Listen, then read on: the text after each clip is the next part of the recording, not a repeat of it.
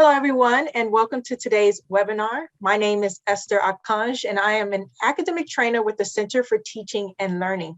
Today's session is titled, The Big Animal in the Room, What is the Value of Feedback and How Can It Help Me? With our very own NCU faculty member, Dr. Linda Bloomberg. We are thrilled to have you, and thank you for being here with us today. Just a reminder to everyone, I am recording the webinar and the video will be posted on the CTL LibGuides page and the NCU CTL YouTube page within 24 hours. If you have questions throughout today's session, you can use the Q&A or chat feature located at the bottom of the Zoom window. With that, I will turn it over to Dr. Linda Bloomberg. Thanks so much, Esther, and hi, everybody. I'm really happy to be presenting on this topic. I hope you'll find it useful. And let's get started. As usual with my presentations, I do wish that this will be interactive, meaning that I'm going to be stopping at various points along the way to take questions or engage in discussion. I'd love to hear your ideas and what is going through your mind as we move through this. And so when I stop at those points, Esther will let me know if there are any chat comments or if anybody would like to raise their hand at that point and just, speak. And there will also be some time at the end to talk more broadly about this. So keep those questions coming, and I look forward to your ideas and perspectives.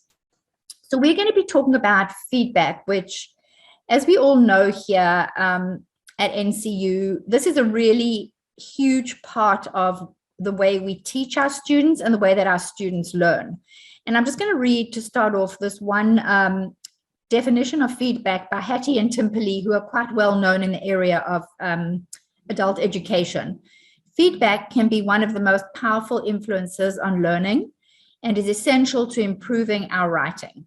But it's also essential to improving a lot more than our writing, right? It's essential to improving the way we think, the way we do things, the way we engage with academics more generally. And it can also really be a huge motivator. So let's take a deeper dive into what feedback really means in the online learning world in which we find ourselves.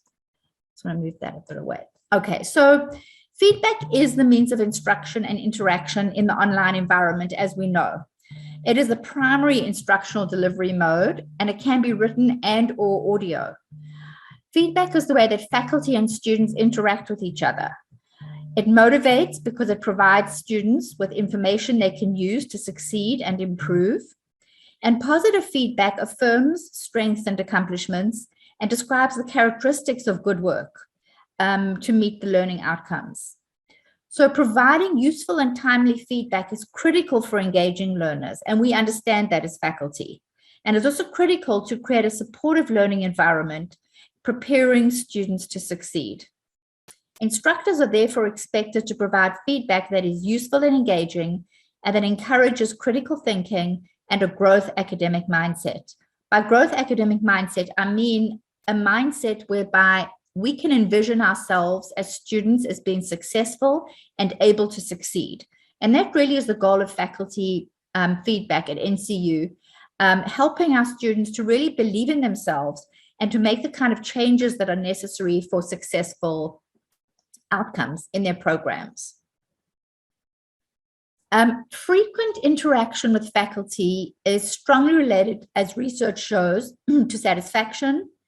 And it really is one of the key factors related to student satisfaction, actually. And students who interact frequently with their instructors are much more likely than other students to express that kind of satisfaction with all aspects of their educational experience, including student friendships, courses, intellectual environment, and the administration of the institution. So overall, the way that faculty interact with students plays a key role in the way that students see their courses, engage with the learning material, and see themselves as being successful. Now, the value of feedback is often not well understood. And I'm just going to go through a few points here as we lead up to the main part of today's session. Learning to accept feedback is a skill that is necessary on the educational journey. And you'll see why as we go further on. And I think that most students in this meeting here today will acknowledge that if they can accept the feedback, it'll really help them to succeed and improve as they move forward in your courses. Throughout the courses, you will work with instructors who provide you with feedback to strengthen your work. The expectation is that you'll carefully review the feedback that you receive from your instructors and make the recommended revisions and changes as you move forward. Remember, if you don't accept the feedback and if you don't embrace the changes that are recommended, it really would hold you back in terms of moving forward successfully. The process of responding to critical feedback is an important scholarly skill for students embarking on the dissertation journey in particular. Because remember, feedback is not meant to be critical of the student, but it is critical of the work at hand. And by that, critical, I don't mean criticizing. Critical means that it really focuses in on what can be improved to strengthen the student's work. So students, and we're going to see this further in the presentation, should not take feedback as meaning criticalness as much as critique, and there's a difference. Students can and should learn to accept feedback, reflect on it critically, and use it to improve and enhance their work. So there is something what we all know is what is referred to as the feedback funk. And that is where we just get demoralized, feel set back, feel disappointed, sometimes even feel criticized by the feedback that we receive. The most productive response to feedback is to try and actively engage in it and make sense of the feedback so that you can actually use it to improve your work. Whereas praise can be uplifting and encouraging, critique can often be seen as destructive and demoralizing. And sometimes, in fact, in many cases, instructors' comments can be misconstrued as commands or criticism, when in fact they're not really meant that way. So when receiving feedback, students can often feel confused, anxious, and even offended at times. And this is what I refer to as the feedback funk. So let's for a moment consider who is giving us the feedback, because the context and the person giving the feedback must be taken into consideration. And remember, this is your instructor. We are more likely to embrace the feedback when we know that it comes from somebody that we consider a credible and trusted authority. And hopefully this is the way that you do, as students, view your instructors, because instructors are really here to help you succeed. And if you can trust that and consider that they are being authentic and honest in their feedback with the sole motive of trying to help you succeed, that may make it easier to accept the feedback. Students who embrace feedback realize that their instructors are here to help and support them towards success. So just remember, your instructor does want you to succeed. Let's look at the feedback roles according to this author, Zambram 2021. The giver of the feedback and the receiver of the feedback. So the giver of the feedback is the faculty member and the receiver is the student. So the giver acknowledges positive aspects of the work, provides feedback that is clear, specific, actionable, and respectful, and frames the feedback in a way that is motivating and provides a clear path for success. The receiver should ideally value and proactively seek and receive the feedback, interpret and incorporate the feedback to improve writing, and self-evaluate the work. Use the feedback to refine and manage your response to the feedback. And the middle section is the actual action. That is committing to the work's progress and engaging in ongoing conversation about the work. That middle section of the Venn diagram is what the giver and the receiver share in common. Both want to see commitment to progress and should want to see it.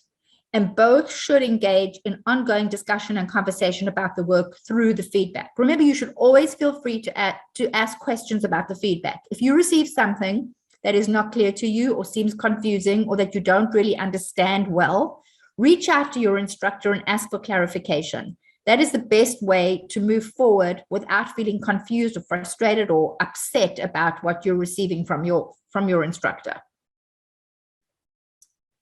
So I'm going to stop for a few questions after this slide. I just want to make sure that we're all aware of what this webinar hopes to achieve. It's intended to provide you as students with a better understanding of the process of learning how to accept and incorporate instructor feedback. The willingness and ability to incorporate that feedback is a necessary skill in graduate studies because feedback, as I said earlier, is provided for the sole purpose of ongoing improvement. So receptivity to feedback is therefore critical and key to ongoing successful course completion. I'm going to stop there for a moment just to ask Esther if there are any questions or if anybody would like to say what's on their mind and what you've heard me saying so far. All right. We do have a question and a comment in the chat. The comment I wanted to bring up because it's a good point, I guess, and it kind of is a good segue. Lauren is asking, says, I want more feedback and interaction with my instructors. I'm always afraid of bothering them. That is such a great comment. And I think so many students have thought about this at times. And please do act on that. You absolutely are entitled to as much feedback as you feel is necessary. And you are never, ever bothering the instructor by asking for additional feedback or additional clarification or more time to interact with your instructor. Always feel free to reach out because this is what our instructors at NCU are expected to do. They're expected to be available for their students to provide that additional support if students need it.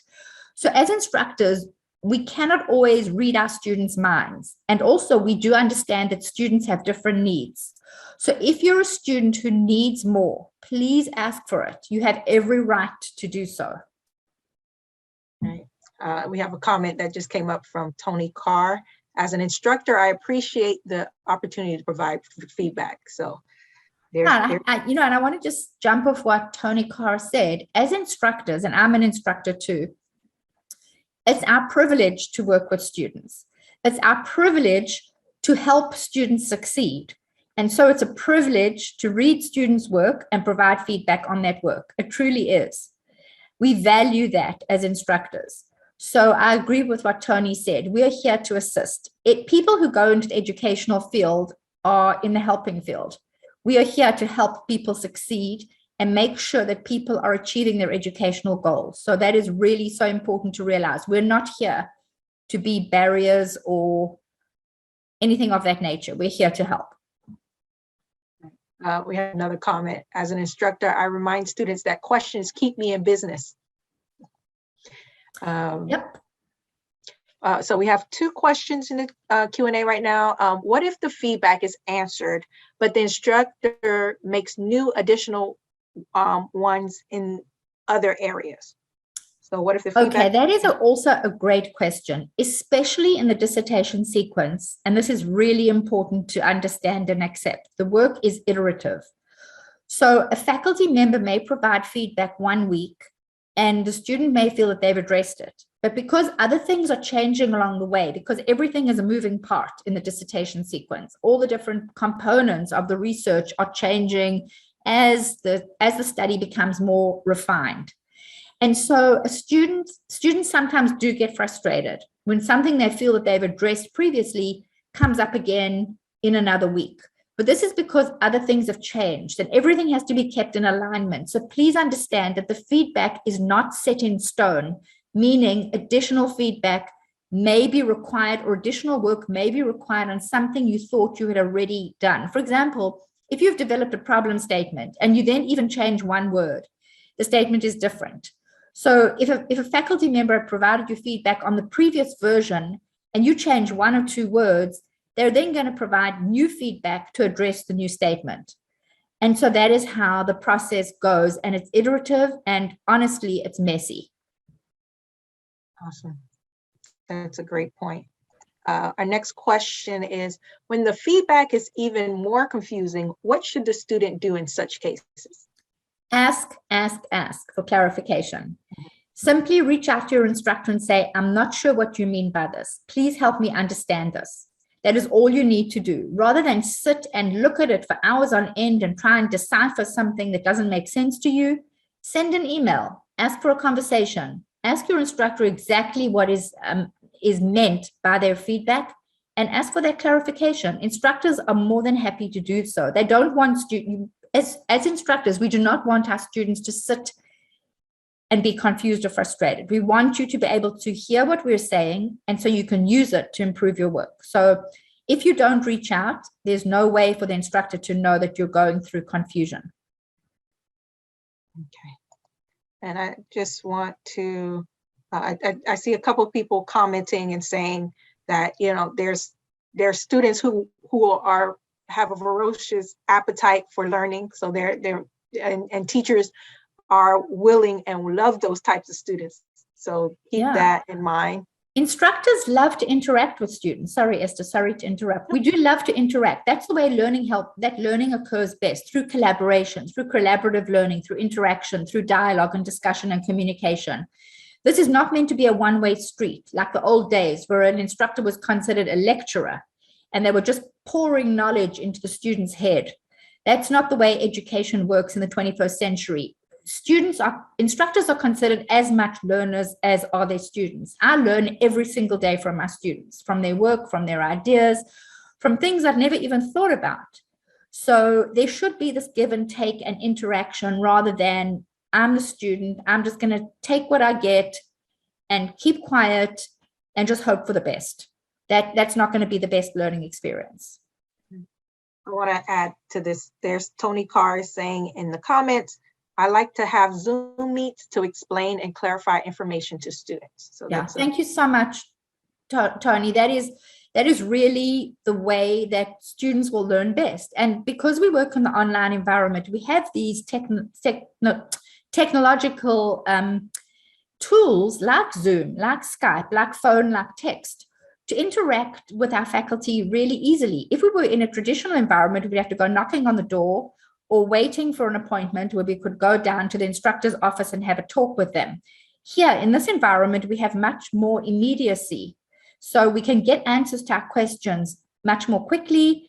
And please do take advantage of that. There are so many ways that you can interact with your instructors and get feedback almost immediately or clarification almost immediately. So you do not have to be left hanging and waiting for it. I think we can move forward. Okay, great. Thank you so much, everybody. Those were really, and thanks, Esther, for moderating that. Those were really great questions that I'm thinking more deeply about now, but we have to move on.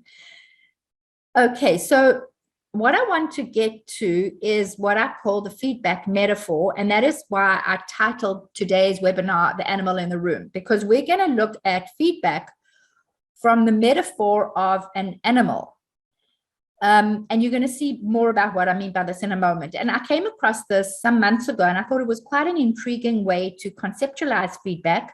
And that was actually the reason for creating this webinar in the first place, because graduate students can often start somewhere between a hedgehog, a bunny, and a bear, as you'll see, or they may find that they fluctuate between a golden retriever, a raccoon, and a cat. You're probably all wondering what I'm talking about, but you're going to see in one moment. So let's look at the various animal options and come up with some of your own creative ideas too.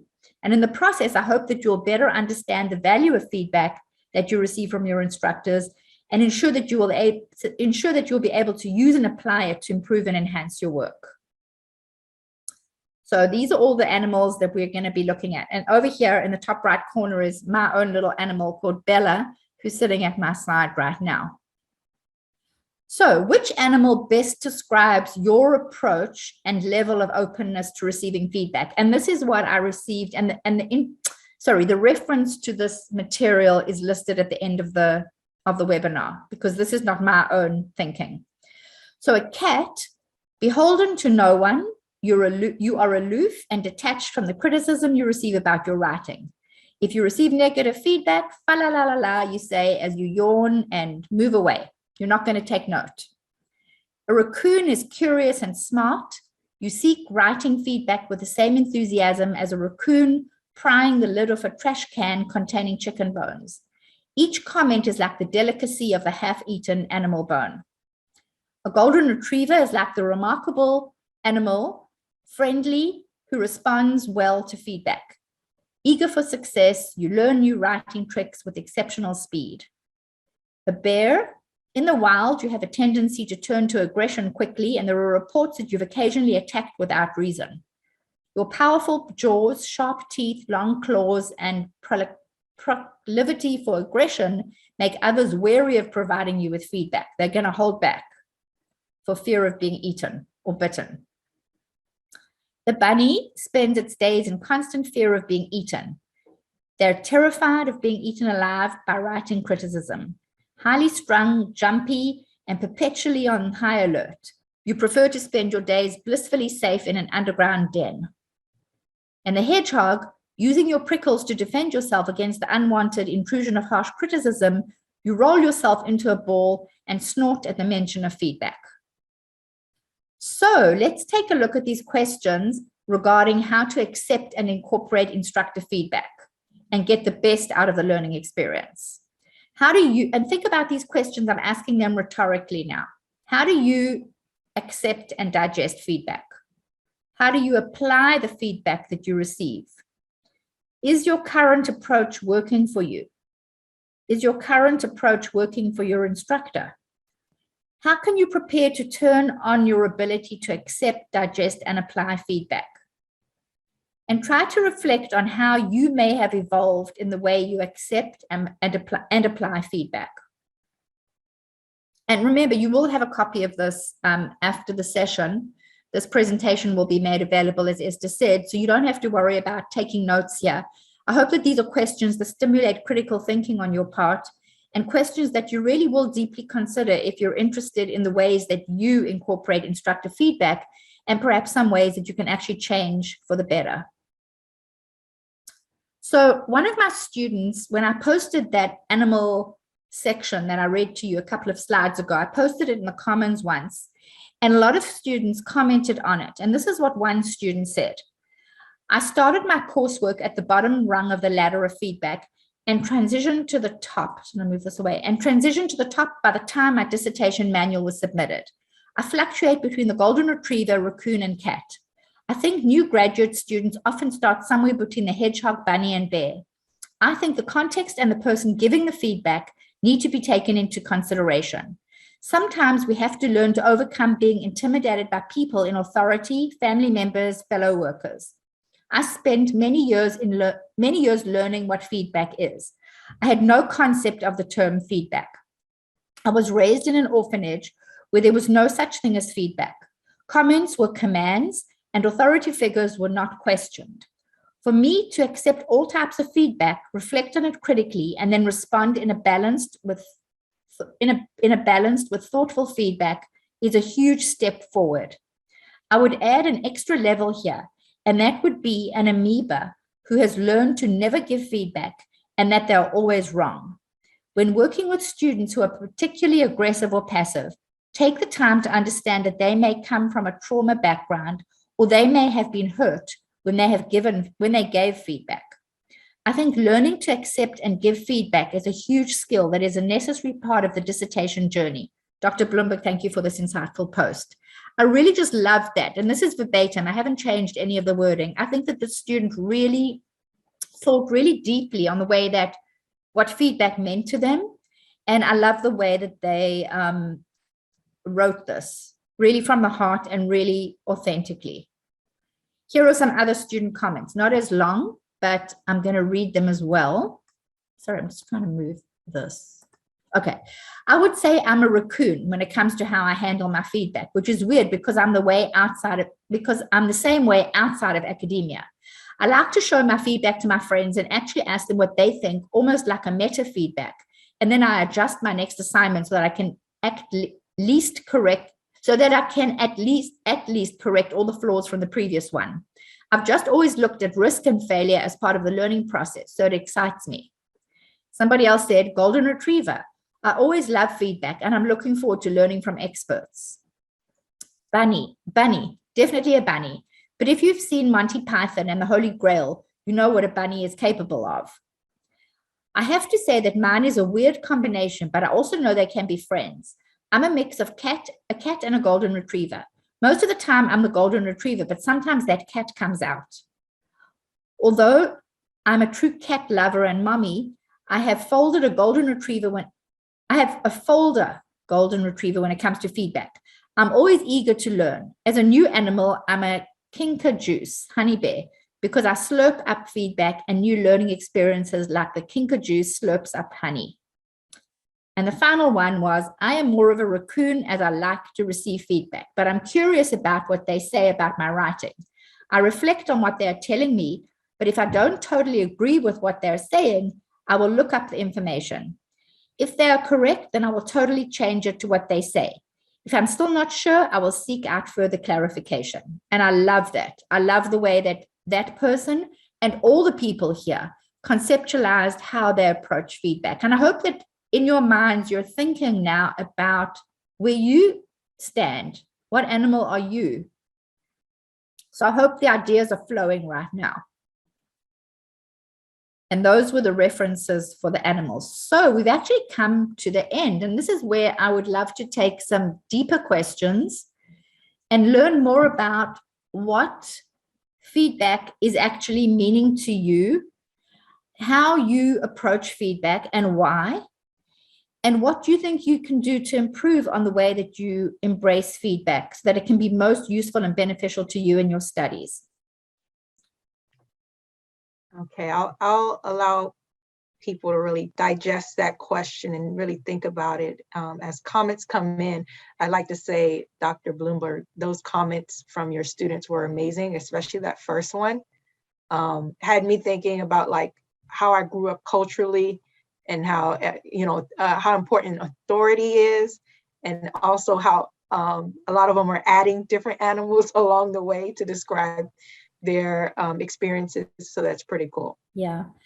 And as you say, Esther, these kind of questions do bring up a lot of the way we have experienced life. Mm-hmm. And the kind of role models we've had, and even in our earlier formative years as kids and teenagers, the ways in which we were called upon to actually give feedback or share ideas or not allowed to do so.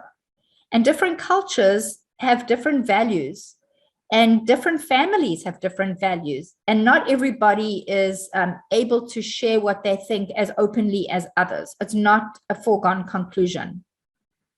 So I know we're probably all thinking, as am I, like,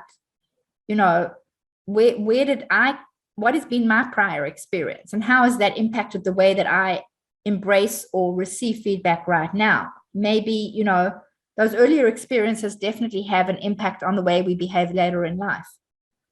All right. Awesome. Okay, we have a few comments in the chat, and then we also have a question in the Q&A. Isis says the only way to improve is to receive feedback, whether good or bad. Yes, and with practice, you can develop a deeper,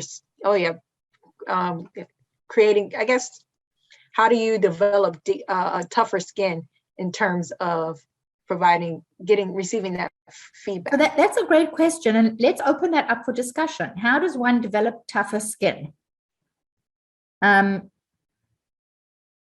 We can have tough skin like the elephant and just stand in the room and just take all of it, let it all hit us, and just stand there as though nothing's happening. But inside we can be hurting. Inside we can feel offended or like upset or disappointed, but we don't show it. We portray that tougher skin. And I'm going to leave it open for others to chime in here. Like how do we develop that tougher skin? And should we be developing tougher skin, or should we be asking and reaching out for help as needed? That's a good question. They're adding to that as we're going. So do you want me to answer those questions or offer those responses now to that question? Yeah, if you'll read the responses, and also if somebody is willing to speak, they can raise their hands and actually speak, right? Yes, they can actually. At the bottom of the Zoom feature, there is a raise hand button. If you click on that, I can see your raised hand. We have a lot going on in the chat. Definitely want to get to that. But if you raise your hand, I'll give you the opportunity to speak verbally. So, but in the meantime, someone's saying practice may help develop that tougher skin. Learning that feedback is not about me personally, but is more about what I am writing. Yeah. And can I just stop you as you go? That's a really important comment, because as I said earlier, feedback is not to be seen as a criticism of you as a person or a student. It's meant to be a critique, which is different to criticism of the work. And a critique of the work just means that the faculty member is taking the time to really read the work, look at the areas that are in need of improvement, and point those out. Because if they didn't, you wouldn't know where you could improve. And so the work wouldn't really improve. So it really is by way of the faculty member critiquing carefully what can be improved on and ways to improve on it. So it's not just do it, but this is why you should do it. And if they're offering you that why, that makes feedback a lot more palatable, right? I have Amitri Wise is saying, I focus more on the simple feedback first. Let's see. I most definitely reflect, reach out to my teachers and improve for next time. Let's see, someone's telling me they feel like a turtle throughout the DIS 9-9-11 course.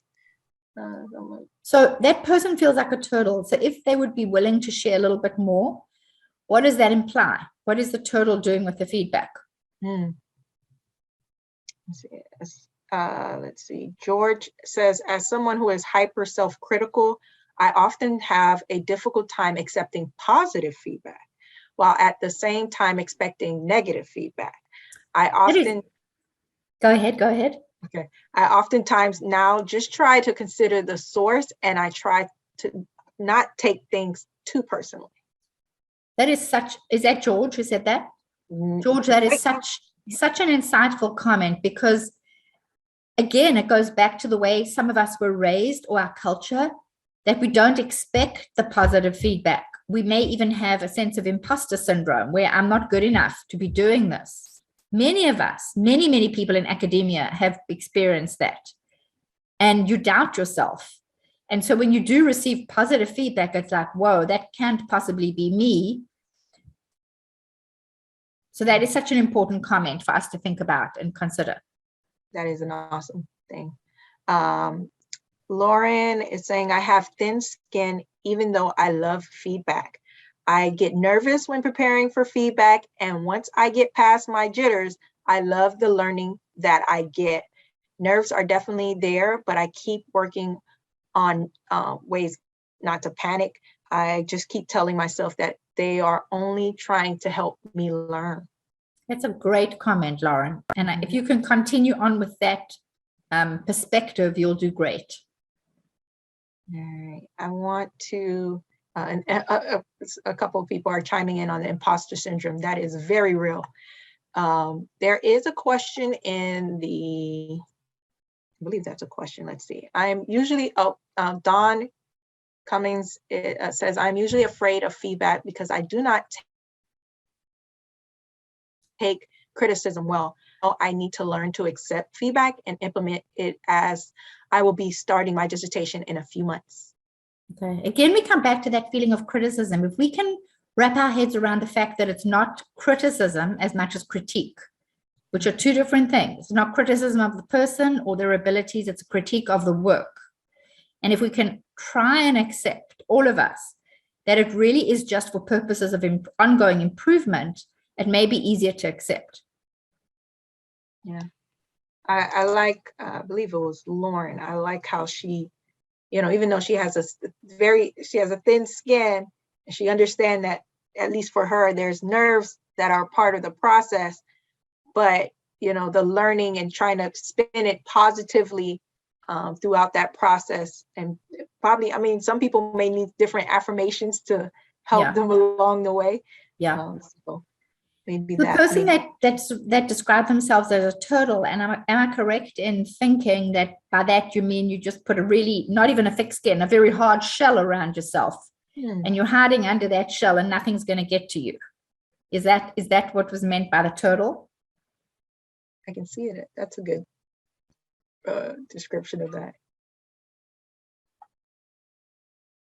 Let me see. I can't remember who said the turtle. I hope they'll respond.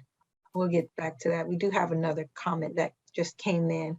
Melissa says you have to expect that not everything will be perfect all the time, because if you do, you will be disappointed.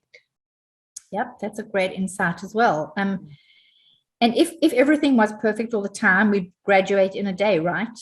We'd have our dissertation done ASAP, but it doesn't happen like that. It happens through a process of feedback and ongoing work and addressing the feedback and correcting errors and improving on sections. And so nothing is perfect until it's done. And even a perfect dissertation or a perfect assignment is not really perfect, because there are always ways to improve. And that's why even a dissertation at the end have recommendations for future research and recommendations for practice, because that particular dissertation and every dissertation cannot address everything in one go.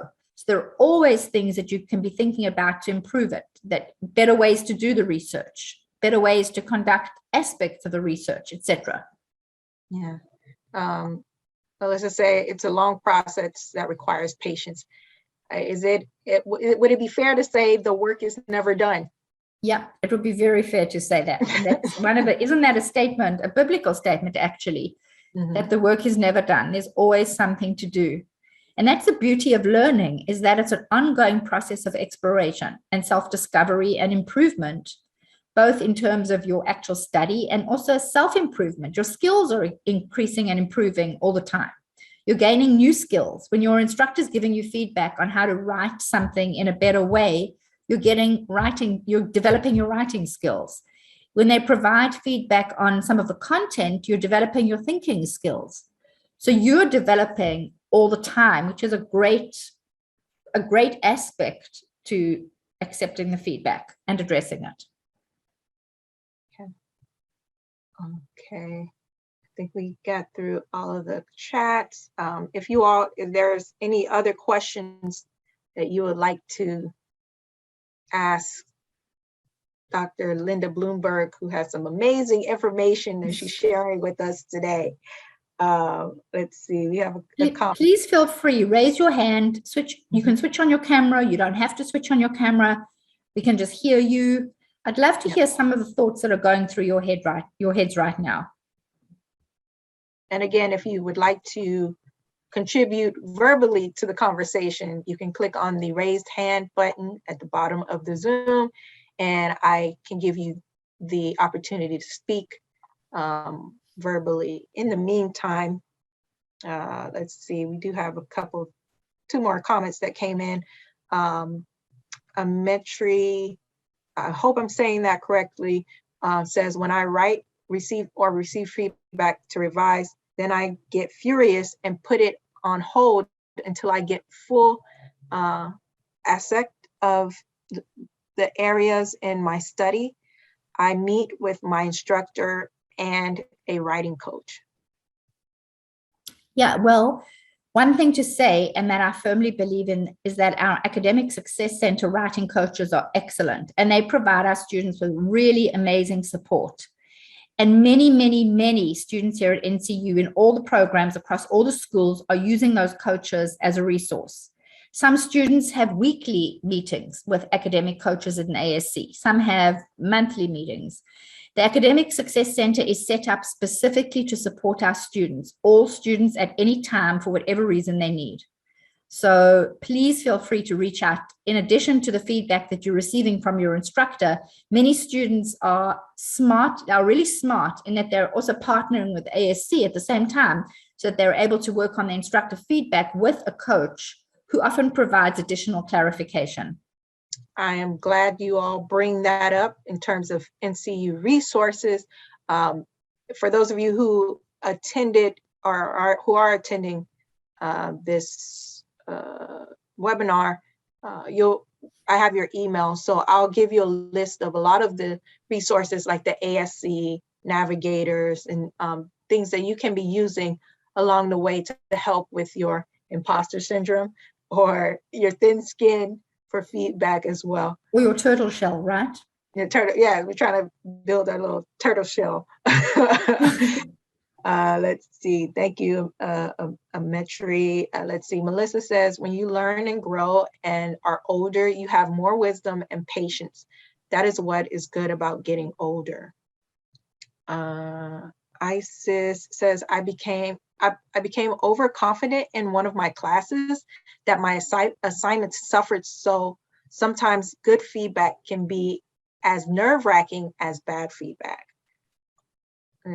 I'd love if anyone wants to sort of build on that idea.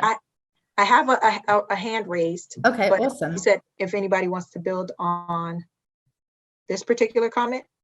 Or any other comment. Let's take that hand raised. Okay. And then if anyone wants to think more about that idea about having difficulty accepting the positive feedback, I'd love to learn more about that. We can explore, like, why is it? Why is it that we sometimes have a block with regard to positives? Okay, Dawn, I am going to give you permission to speak. Dawn, you have the floor. Hi, Dawn. Hello, can you hear me? Yes. Yes.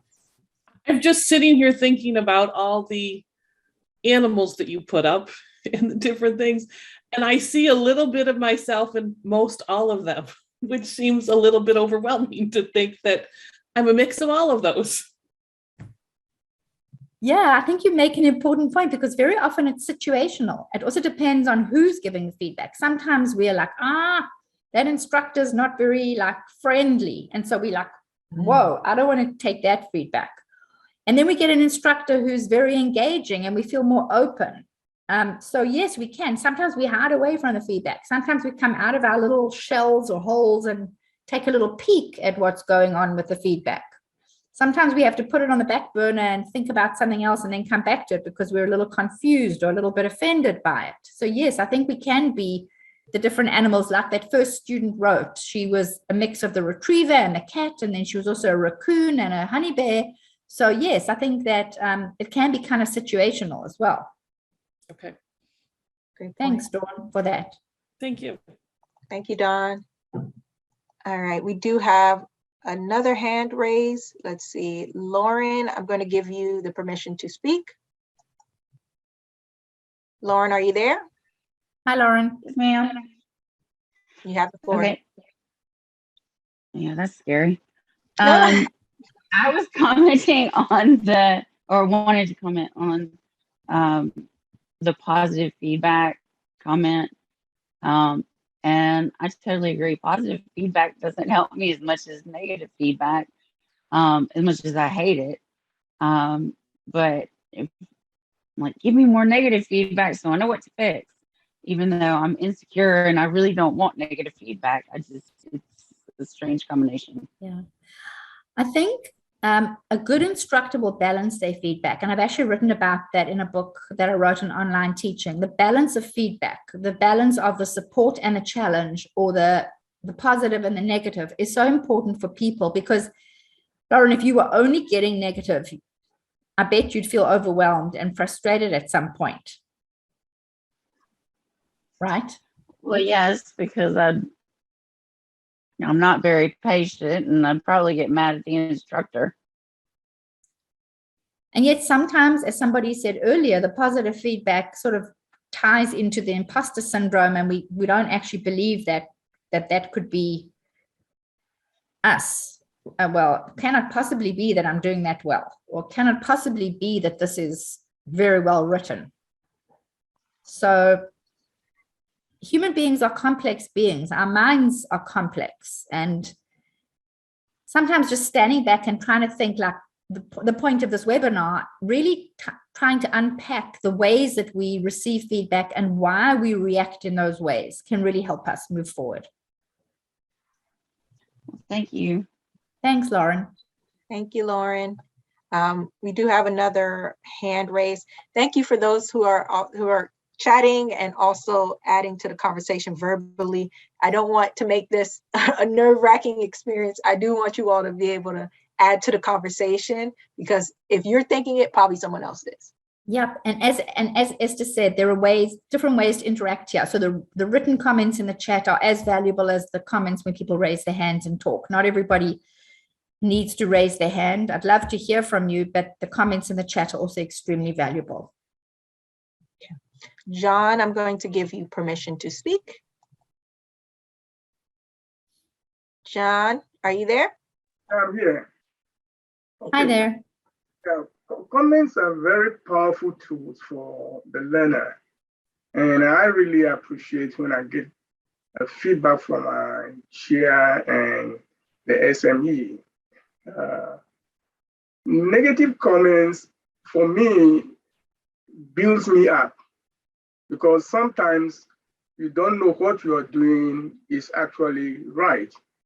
So when they point my weaknesses to me, it gives me the opportunity to, build on it and correct it.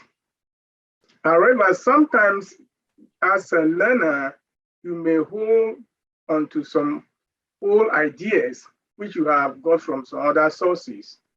And you may get a feedback which may be counter to that particular idea or concept. Yeah.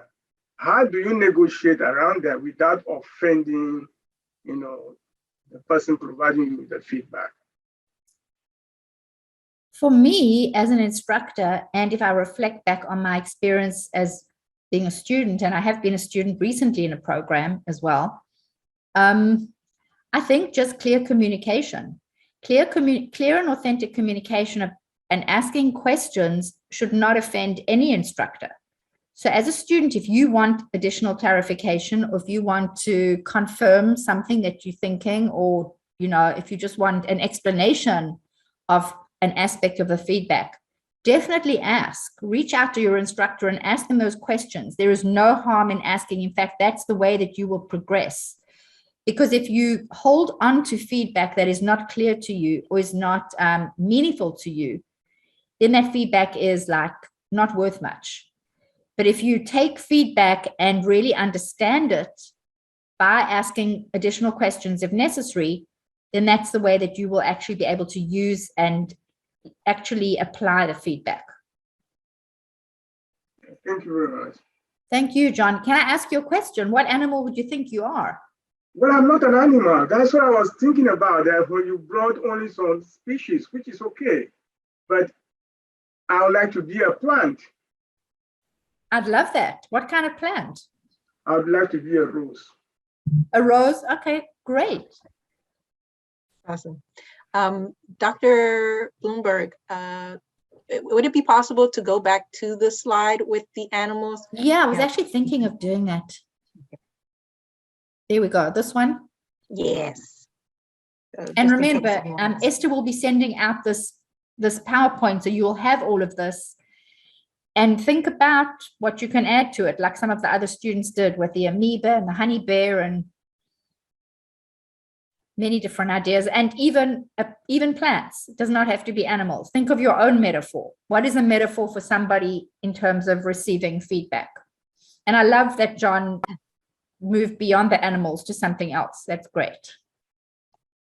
We have another hand raised. Okay. I believe the name is Vasiki. Please correct me if I am pronouncing that wrong, okay? I'm gonna allow you to talk. Are you there? Yes, I'm here. Thank you. How do you pronounce your name? Yes, your pronunciation was perfect. Hi, Vasiki. Hi. Thank you very much for giving me the opportunity to interact here. I really appreciate this metaphor on the animals. I think that I am more a golden retriever, but I see myself also as a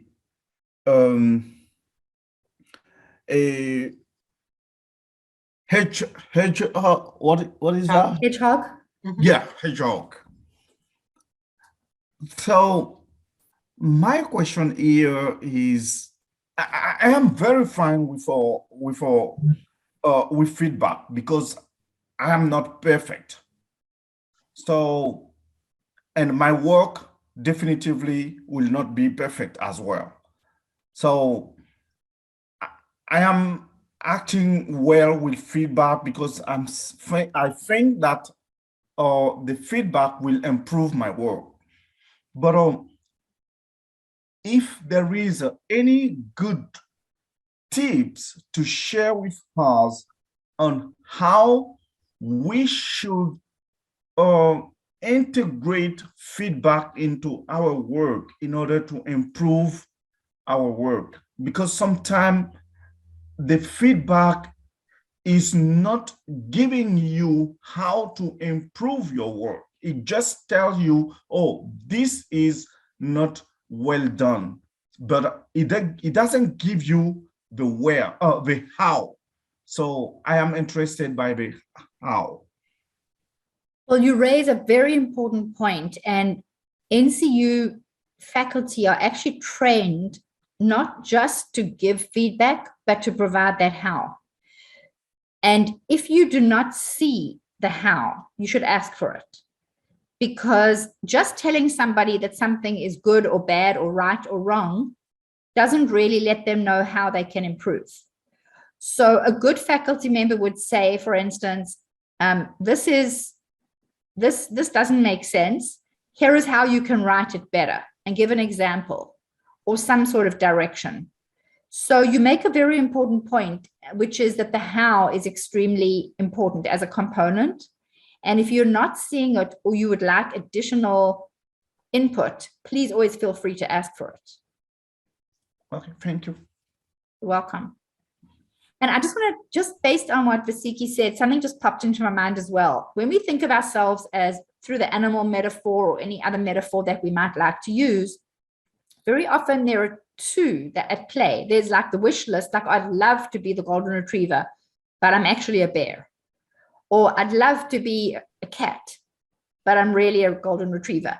So sometimes we know that we are more of one than the other, but we aspire to be the other. And that's also a great way of trying to move ourselves into a more positive way of accepting feedback by realizing our own shortcomings and how we can do better to make the feedback work better for us. Thanks, Vasiki. Awesome point. I think Lauren is asking, can you be a hedgehog, a bear, and a raccoon all at the same time? What do you think, Lauren? Would that be possible?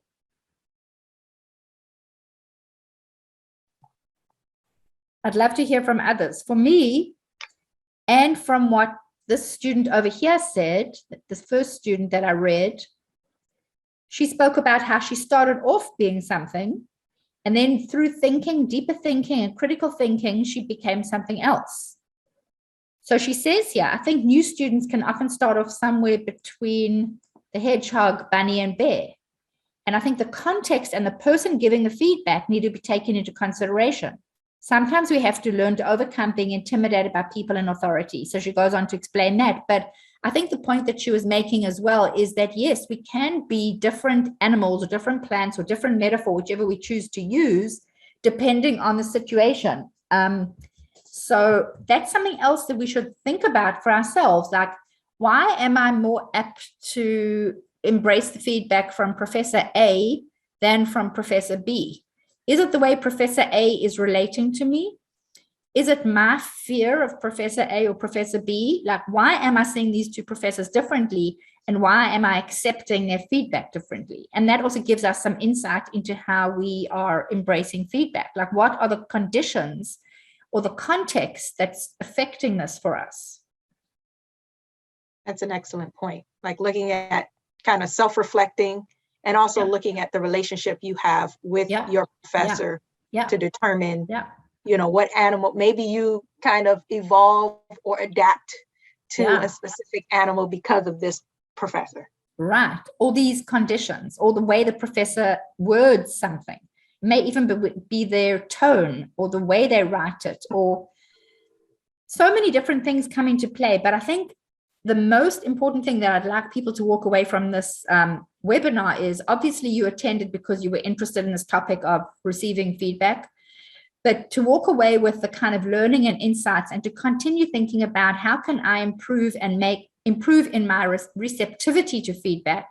How can I also make the feedback work for me? It may be something as simple as, I'm going to start asking my instructor for more clarification. I'm going to feel okay with that, because I realize that is what, as a student, I deserve. or I'm entitled to as a student. Or maybe I've been doing myself a disservice by being closed off to feedback and thinking, oh, I don't want to deal with it. I'm going to be a turtle or a hedgehog. I'm going to put my spikes out. And this feedback is just too hard to accept. It's critical of me as a person. I don't feel good about it. But if we can try and understand that it's not about us as students, but more about the work, and that the bottom line goal is to help us improve, maybe we'll start thinking differently about the feedback. Don has a good comment or question here. Could your view of the course materials also play into how you accept feedback? I think this is a two-part question. And then if you are not doing well in the course, or if the course is hard for you, you could not respond well to negative feedback. Absolutely. I think both of those scenarios really play in. If the course material is not something we're really enjoying and we're not that motivated with it, we're not going to be engaging in the feedback as much as we would be if it was something we were excited about, right? And also, if we're not doing well and feeling demotivated, there's also less impetus to embrace the feedback, because you just kind of feel, oh well, whatever. So many different contextual factors can also play into our attitude toward feedback and our willingness to use it. Thanks, Dawn. Those are great points. Really excellent. Awesome. I'm really so pleased that that we're all thinking more deeply about this. Look how this conversation has evolved, just in terms of us sharing ideas and insights and hearing each other. And I'm sure all of us are thinking right now about like so many different ideas that are popping into our minds. I know I am, for sure. Absolutely. All right. I think that's all the questions we have in the comments right now. So I would like to take this as an opportunity, Dr. Bloomberg, if you're ready, to start wrapping up. Yeah. Would you like to add anything before? All I'd like to add is just thank you so much to you, Esther, and the CTL for hosting this, and to the students and faculty that joined in giving us this opportunity for all of us to engage in this discussion and try and, move ourselves forward. I just think it's an important discussion, and I'm so grateful that everybody was so open and willing to share. It's really, really been wonderful, and it always feels so good to walk away from these webinars, whether I'm conducting them myself or if I'm just a participant, just in terms of the new learning that we can gain in the space of an hour and the real difference it can make in our work and our studies. So thank you so much. I'd like to send that thank you back to you for hosting, for having all the way from Miami to Atlanta, right? For having a very engaging topic and conversation. I think a lot of students can improve and take from all of these different sections, and it may definitely help make a difference in their lives as well. And I think if all of us can walk away from this with one little commitment to ourselves, we don't have to share it with anyone, just a commitment to yourself that you're going to start using feedback more positively, whether it's asking more for clarification or being more open to the feedback, or thinking more deeply about ways in which we are putting off the feedback or holding it back and not accepting it.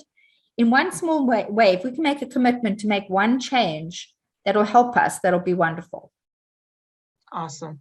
I'd also, in addition to thanking Dr. Linda Bloomberg, I'd like to thank all of the attendees who contributed to the conversation, whether it's verbally or in the chat. Thank you for making this a great conversation. And I hope you all were able to walk away with a different light on feedback and how that can help you in your process of being a learner. So thank you for that. Thank you for attending. As a reminder, the recording will be posted on the CTL LibGuides as well as our YouTube page. If you go to our YouTube page, please subscribe and like the video.